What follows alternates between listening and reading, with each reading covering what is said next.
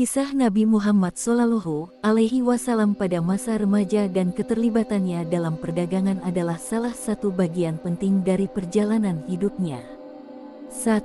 Masa remaja Nabi Muhammad Shallallahu Alaihi Wasallam. Nabi Muhammad Shallallahu Alaihi Wasallam kehilangan kedua orang tuanya sejak kecil. Setelah ayahnya, Abdullah, meninggal sebelum ia lahir, dan ibunya, Aminah, wafat ketika beliau berusia 6 tahun, Nabi Muhammad diasuh oleh kakeknya, Abdul Muthalib, dan setelah itu oleh pamannya, Abu Talib. Sejak kecil hingga remaja, Nabi Muhammad tumbuh sebagai anak yang jujur, amanah, dan rendah hati. Meski hidup dalam keadaan sederhana, sifat beliau sangat mulia. Beliau tidak pernah terlibat dalam kebiasaan buruk yang umum terjadi pada masyarakat Quraisy saat itu, seperti berjudi, mabuk, atau menyembah berhala. Namun, Nabi Muhammad tidak pernah terlibat dalam kebiasaan tersebut. Bahkan, beliau menjauh dari hal-hal yang tidak bermanfaat dan selalu menjaga kesucian dirinya. Ada sebuah riwayat yang menyebutkan bahwa suatu ketika Nabi Muhammad Shallallahu Alaihi Wasallam diajak menghadiri sebuah pesta oleh pemuda Quraisy.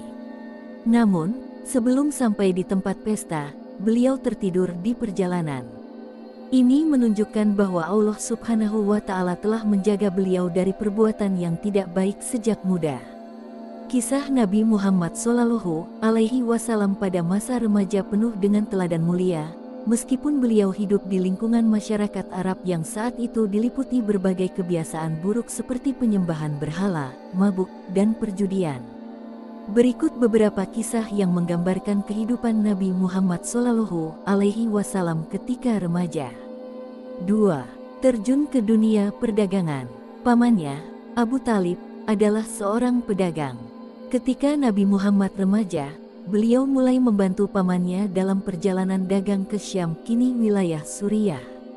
Dalam perjalanan tersebut, Nabi belajar banyak tentang perdagangan, termasuk cara berinteraksi dengan orang-orang dari berbagai latar belakang dan budaya. Pada usia 12 tahun, Nabi Muhammad mengikuti Abu Talib dalam perjalanan dagang ke Syam. Dalam perjalanan tersebut, mereka bertemu dengan seorang pendeta bernama Buhairah, yang melihat tanda-tanda kenabian pada Nabi Muhammad, seperti tanda lahir di punggungnya. Buhairah memperingatkan Abu Talib untuk menjaga Nabi Muhammad karena ia akan menjadi seseorang yang penting di masa depan. 3. Dikenal sebagai Al-Amin. Nabi Muhammad tumbuh menjadi seorang pemuda yang dikenal luas karena kejujurannya. Kejujuran dan integritasnya membuat beliau diberi gelar Al-Amin, yang berarti orang yang terpercaya. Gelar ini membuat banyak orang mempercayakan barang-barang mereka kepada beliau, termasuk dalam urusan perdagangan. 4. Bertemu dengan Khadijah. Khadijah, wanita terhormat di Mekah.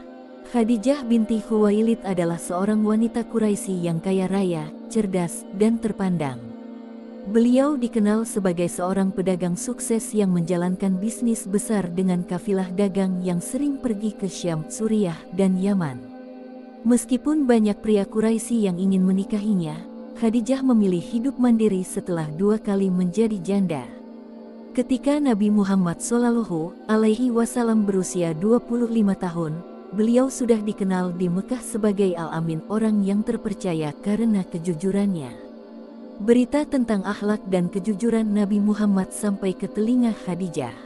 Khadijah membutuhkan seorang pemimpin untuk memimpin kafilah dagangnya ke Syam. Melalui perantara, Khadijah menawarkan Nabi Muhammad pekerjaan tersebut. Nabi Muhammad menerima tawaran itu dan memimpin kafilah Khadijah dengan didampingi oleh seorang pembantu bernama Maisarah. Selama perjalanan dagang ke Syam, Nabi Muhammad menunjukkan kejujuran, kebijaksanaan, dan kepemimpinan yang luar biasa. Beliau berhasil mendapatkan keuntungan besar dalam perdagangan. Maisarah, yang menjadi saksi perjalanan tersebut, terkesan dengan kepribadian dan akhlak Nabi Muhammad.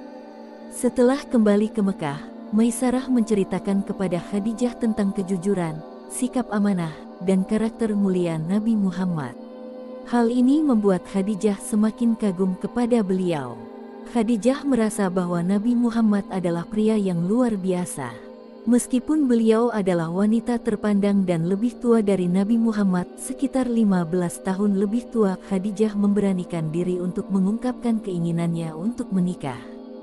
Melalui seorang teman bernama Nafisah, Khadijah menyampaikan niatnya kepada Nabi Muhammad. Nabi Muhammad Shallallahu Alaihi Wasallam mempertimbangkan hal ini dan berkonsultasi dengan pamannya, Abu Talib.